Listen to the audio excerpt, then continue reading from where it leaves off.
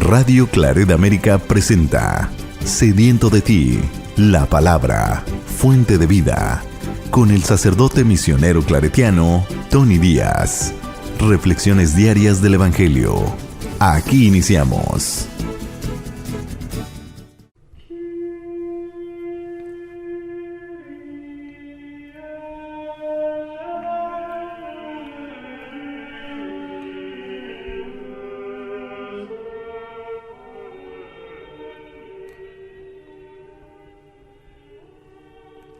Bienvenidos hermanos a nuestras reflexiones bíblicas de las lecturas del día.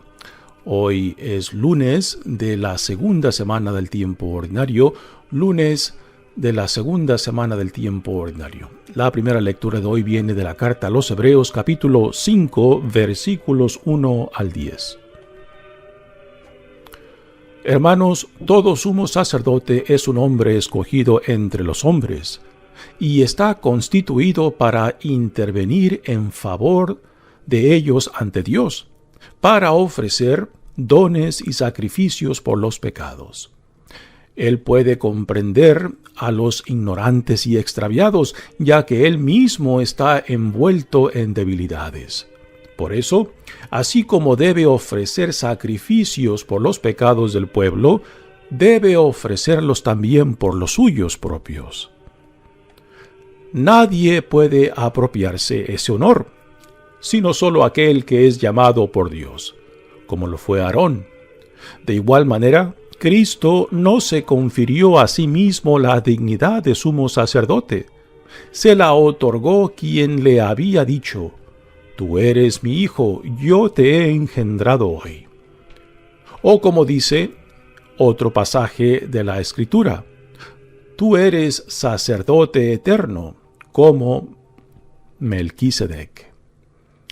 Precisamente por eso, durante su vida mortal, ofreció oraciones y súplicas con fuertes voces y lágrimas a aquel que podía librarlo de la muerte, y fue escuchado por su piedad. A pesar de que era el Hijo, aprendió a obedecer padeciendo, y llegado a su perfección, se convirtió en la causa de la salvación eterna para todos los que lo obedecen, y fue proclamado por Dios sumo sacerdote como Melquisedec. Palabra de Dios. El salmo responsorial es el Salmo 109 y el responsorio es: Tú eres sacerdote para siempre. Tú eres sacerdote para siempre. Esto ha dicho el Señor a mi Señor: siéntate a mi derecha, yo haré de tus contrarios el estrado donde pongas los pies. Tú eres sacerdote para siempre. Extenderá el Señor desde Sión tu cetro poderoso, y tú dominarás al enemigo. Tú eres sacerdote para siempre. Es tuyo el señorío. El día en que naciste, en los montes sagrados te consagró el Señor antes del alba. Tú eres sacerdote para siempre. Juró el Señor y no ha de retractarse: tú eres sacerdote para siempre, como Melquisedec. Tú eres sacerdote para siempre. El Evangelio de hoy viene de Marcos, capítulo 2, versículos 18 al 22. En una ocasión en que los discípulos de Juan el Bautista y los fariseos ayunaban, algunos de ellos se acercaron a Jesús y le preguntaron: ¿por qué los discípulos de Juan y los discípulos de los fariseos ayunan y los tuyos no? Jesús les contestó: ¿cómo van a ayunar los invitados a una boda mientras el esposo está con ellos? Mientras está con ellos el esposo, no pueden ayunar. Pero llegará el día en que el esposo les será quitado, y entonces sí ayunarán. Nadie le pone un parche de tela nueva a un vestido viejo, porque el remiendo encoge y rompe la tela vieja y se hace peor la rotura. Nadie echa vino nuevo en odres viejos, porque el vino rompe los odres, se perdería el vino y se echarían a perder los odres. A vino nuevo, odres nuevos. Palabra del Señor. Muy bien, damos comienzo a nuestra reflexión de las lecturas de hoy. Continuamos leyendo de esta bella carta a los Hebreos.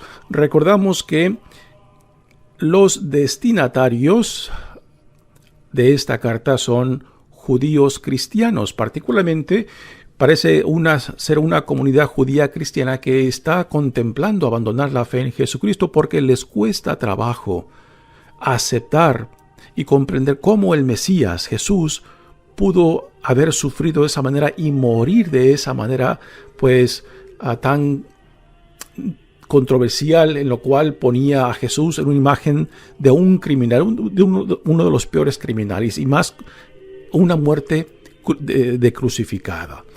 Pues esto era uno de los temas centrales que esta comunidad de judíos cristianos estaba a punto de abandonar esta fe en Cristo porque simplemente les costaba. Es el tema que también San Pablo desarrolla en sus cartas, cuando habla acerca de que la cruz es un escándalo para los judíos, porque no pueden imaginar y contemplar que el Mesías, el enviado de Dios, pudiera sufrir de esa manera y morir de esa manera. Era un escándalo, ¿no?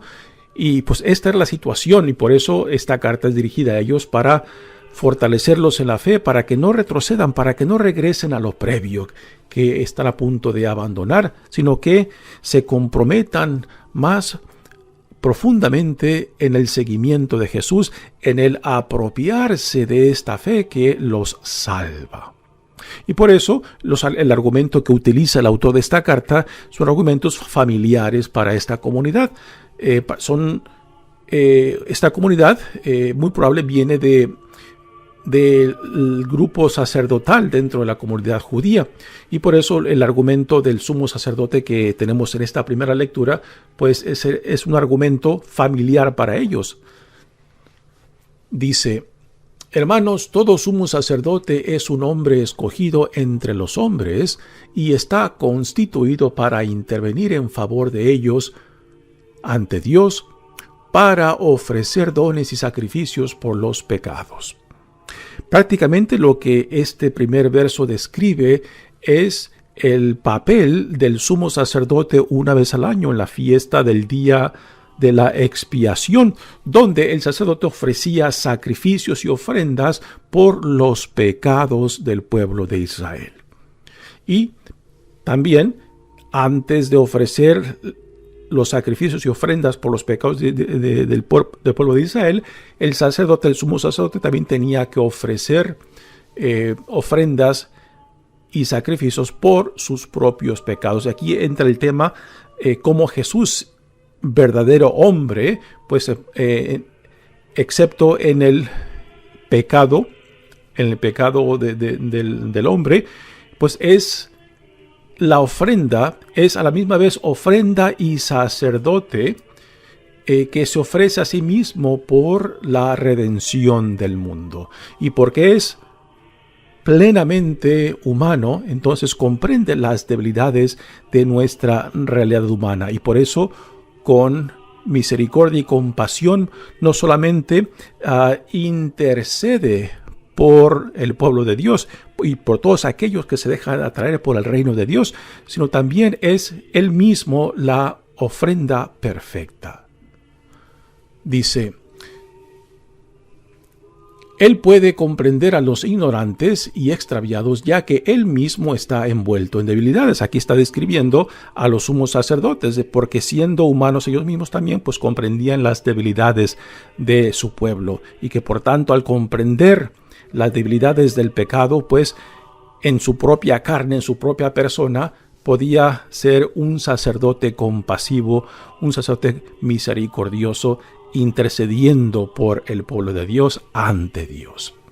También uno de los papeles que desempeñaba el sumo sacerdote era de que tomaban un chivo y a este chivo le ataban listones, y en los listones escribían los pecados del pueblo, y después echaban al chivo al desierto. O sea, lo espantaban para que corriera hacia el desierto, fuera de la población. Entonces este chivo es el chivo expiatorio, quien llevaba los pecados del pueblo. ¿A dónde? Hacia el desierto, que es muchas veces el desierto es el lugar del encuentro con Dios. Y de aquí también viene esta frase del chivo expiatorio, como a veces pues se utiliza a una persona que no la debe para nada, pero que lo ponen como culpable para que expíe los pecados de otro, ¿no? Continúa el lector diciendo: por eso, así como debe ofrecer sacrificios por los pecados del pueblo, debe ofrecerlos también por los suyos propios. Y ahora viene el sentido de llamado de estos sacerdotes, que aún dentro de la Iglesia Católica aún tenemos este sentido de la vocación al sacerdocio, de la vocación a la vida religiosa para mujeres también, que no es algo que uno mismo se apropia o se atribuye, sino que es tomado como un llamado, y el que llama es Dios. Dice: nadie puede apropiarse ese honor, o sea, de sumo sacerdote, sino solo aquel que es llamado por Dios, como lo fue Aarón. De igual manera, Cristo no se confirió a sí mismo la dignidad de sumo sacerdote. Se la otorgó quien le había dicho: tú eres mi hijo, yo te he consagrado hoy. O como dice otro pasaje de la Escritura: tú eres sacerdote eterno como Melquisedec. Esta es una cita del Salmo 109 que lo escuchamos en el Salmo responsorial de hoy. Y aquí el sentido del llamado es una idea muy importante, no solamente para entender cualquier tipo de servicio dentro de la iglesia. O sea, uno no se confiere, uno no se apropia, uno no simplemente escoge decir: yo soy esto porque yo lo he decidido. Todo llamado al servicio de Dios, todo llamado al liderazgo dentro de la iglesia es entendido como una vocación, o sea, un llamado, y quien llama es Dios. Por eso la necesidad de un discernimiento cuando uno está contemplando tal vocación, ya sea el sacerdocio o la vida religiosa para mujeres, o para cualquier tipo de servicio dentro de la iglesia. Y también se puede decir, por ejemplo, para el matrimonio. Si hablamos de vocación para el sacerdocio o la vida religiosa, también hablamos del matrimonio como una vocación, ¿no? Tristemente, yo creo que muchas parejas entran al matrimonio no por un sentido de vocación o llamado, sino simplemente por un deseo personal o porque se quieren y se aman, lo cual es algo digno. Pero si vemos el matrimonio como un sacramento, entonces un sacramento no es un derecho que uno tiene, sino es un llamado que se nos da para nuestro caminar hacia nuestro Padre en Jesucristo por medio del Espíritu Santo.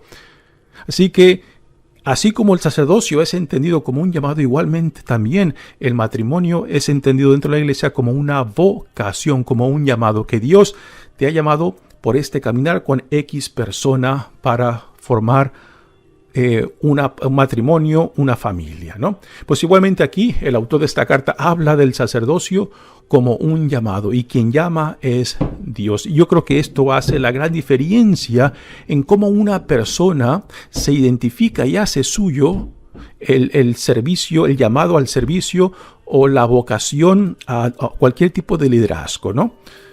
Porque entonces ya no es simplemente mi deseo, sino un llamado, y entonces también somos responsables y tenemos que dar cuentas de nuestra vocación a aquel que nos ha llamado. Continúa la carta diciendo: precisamente por eso, durante su vida mortal, ofreció oraciones y súplicas con fuertes voces y lágrimas. Aquí está hablando de Jesús, a aquel que podía librarlo de la muerte. Jesús como nuestro sacerdote, como sumo sacerdote, entonces intercede por nosotros, es el puente entre el pueblo y Dios.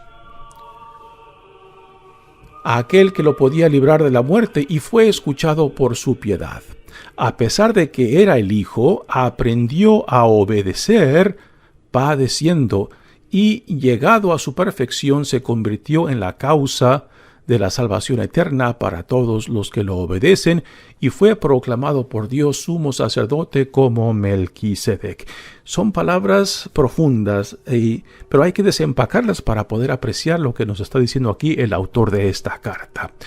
Jesús fue llamado por Dios Padre, fue enviado por Dios Padre para que fuera nuestro Salvador, nuestro Redentor y nuestro sumo sacerdote, quien intercede por nosotros, ¿no? La vida de Jesús solamente se puede entender en torno a su relación con Dios Padre. Y la vida de Jesús se desenvuelve en torno a la voluntad de Dios Padre.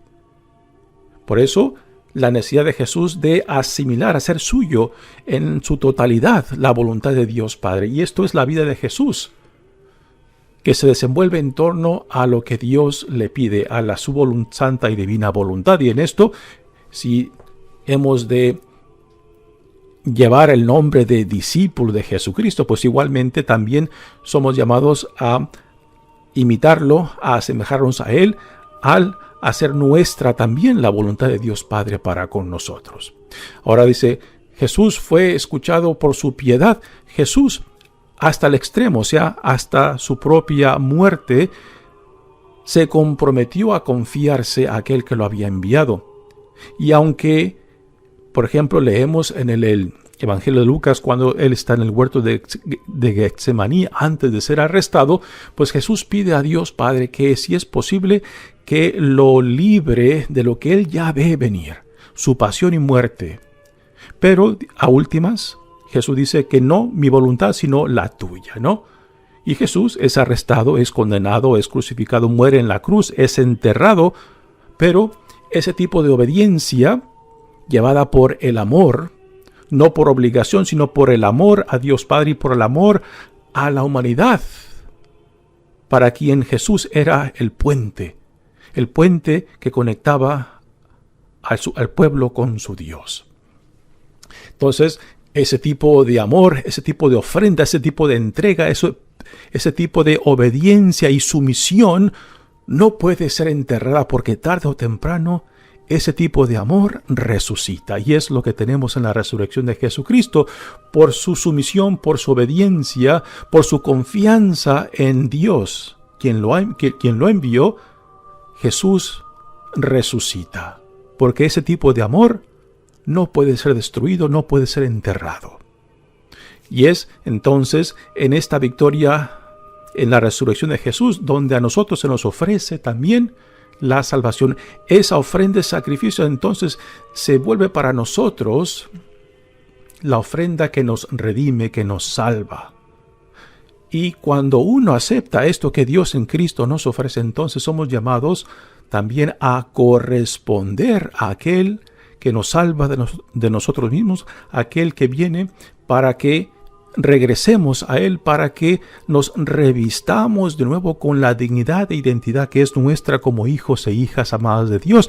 Entonces la religión se volca en una respuesta de gratitud, porque no es algo que hemos ganado, no es algo que hemos meritado, sino que algo que se nos da en Jesucristo. Por eso el cristianismo no es una obligación.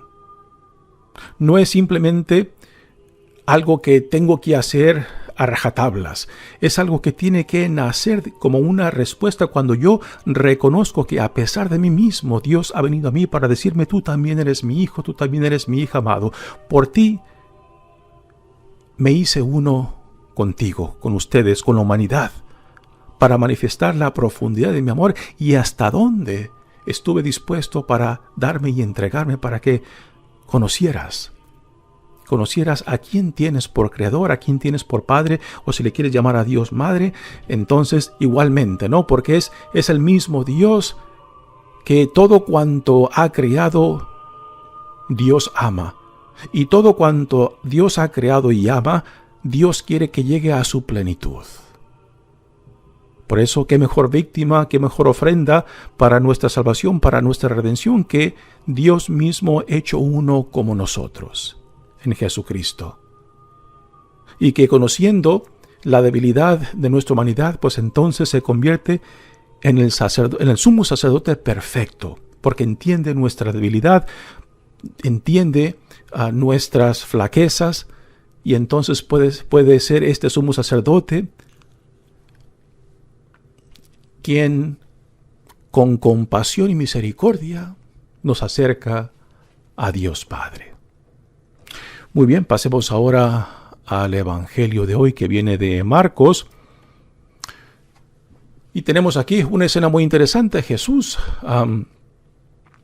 es intervenido por algunos discípulos de Juan el Bautista y otros fariseos, que ellos, siguiendo el ejemplo de Juan y siguiendo el ejemplo de algunos fariseos, pues practican el ayuno que era un símbolo de un compromiso al servicio de Dios. Pero entonces estos discípulos de Juan el Bautista y los fariseos ven a los discípulos de Jesucristo y le preguntan, bueno, nosotros practicamos el ayuno como un símbolo de nuestro compromiso al servicio de Dios, pero tus discípulos, ¿por qué no ayunan? Y Jesús responde a esta pregunta de ellos con una parábola. Una parábola que es muy familiar para los oídos, para la mentalidad judía de aquellos tiempos, porque es una imagen en parábola de la alianza entre Dios y su pueblo, utilizando la imagen de un matrimonio donde Dios es el novio y Israel es la novia. Dice Jesús, porque los discípulos de Juan y los discípulos de los fariseos ayunan y los tuyos no. Jesús les contestó, ¿cómo van a ayunar los invitados a una boda mientras el esposo está con ellos? Mientras está con ellos, el esposo no pueden ayudar, pero llegará el día en que el esposo les será quitado y entonces sí ayunarán. Jesús se entendía a sí mismo como la inauguración de una nueva época, la época mesiánica.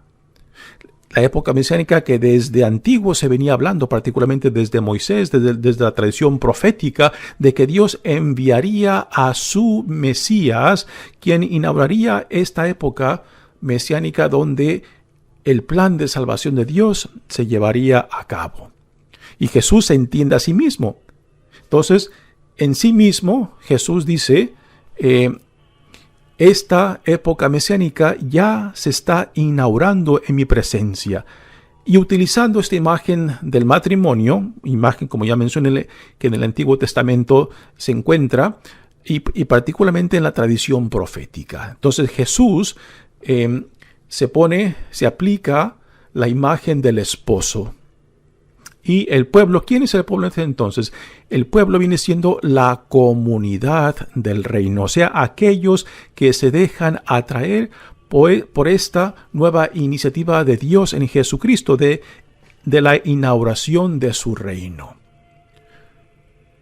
Ahora, ¿Dios está anulando la previa alianza? Ya San Pablo nos dirá que no.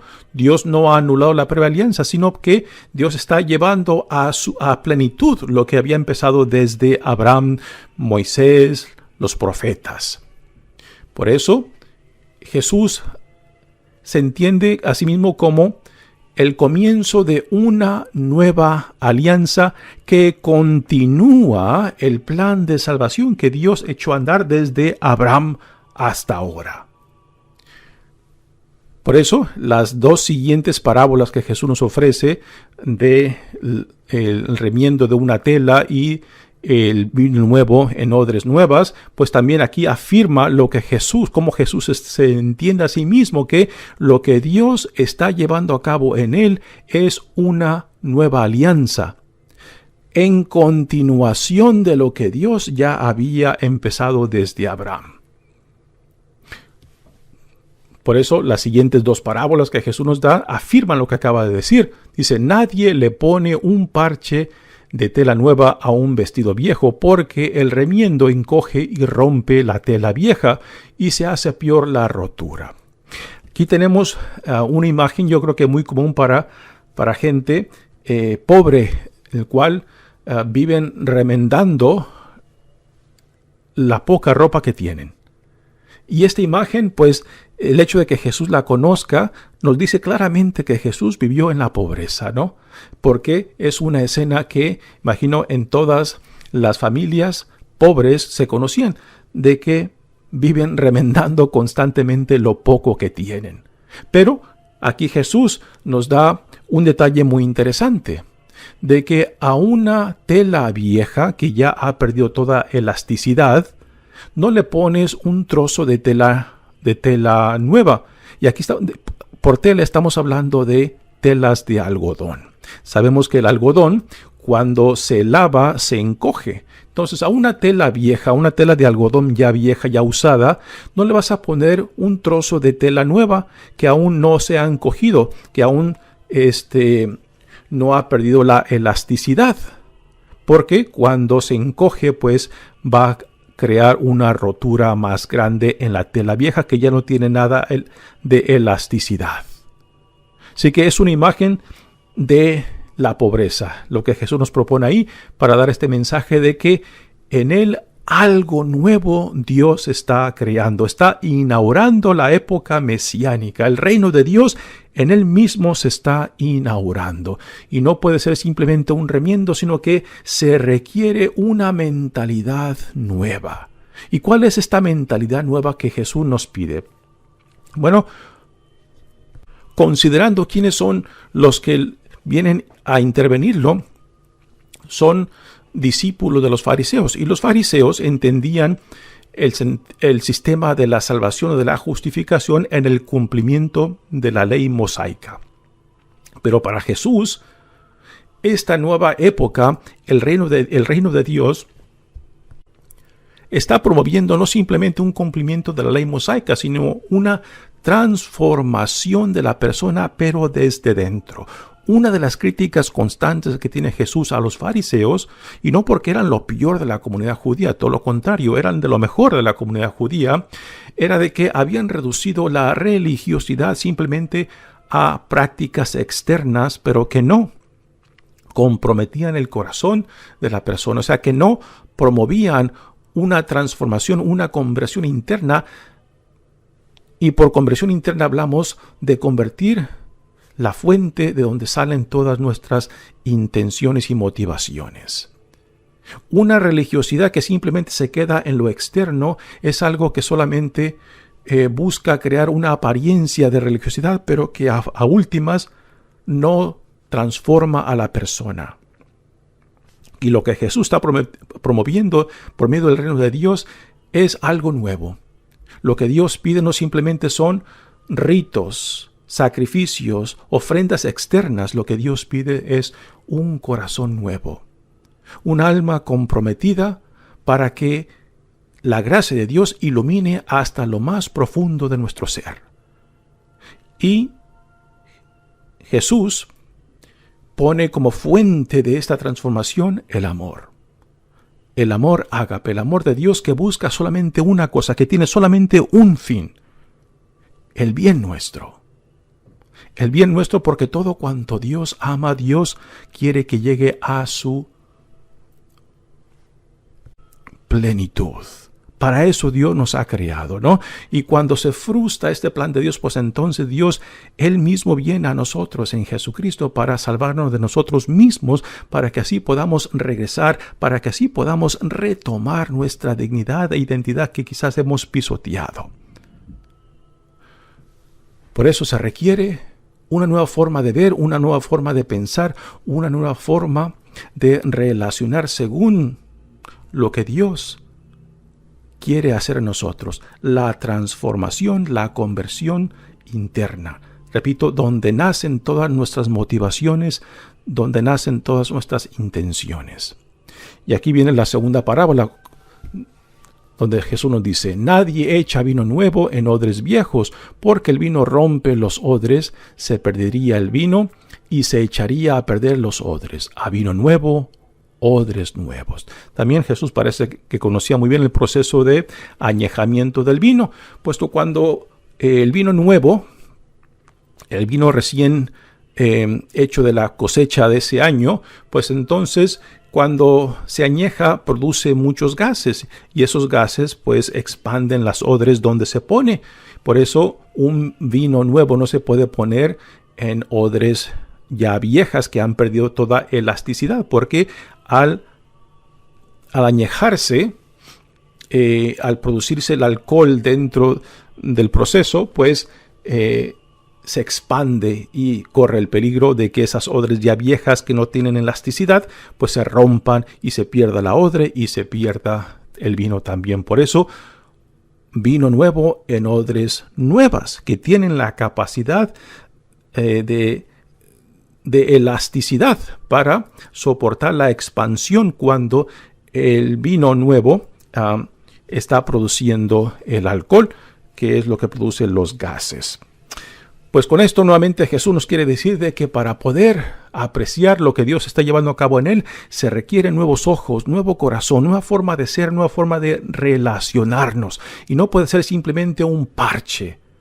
Se tiene que uno aventurar, se tiene uno que arriesgar a aquel que nos llama. Y así como Jesús se confió a la voluntad de Dios Padre hasta el extremo, hasta la muerte misma, pues ahí mismo también somos llamados nosotros para que nuestra vida también gire en torno a la voluntad de aquel que en amor nos ha creado, en amor nos sostiene y en amor nos llama. Mi nombre es Padre Tony Díaz, misionero claretiano. Que Dios los bendiga. Radio Claret América presentó Sediento de ti, la palabra. Fuente de vida. Sus comentarios son importantes. Contáctenos en radioclaretamerica@gmail.com.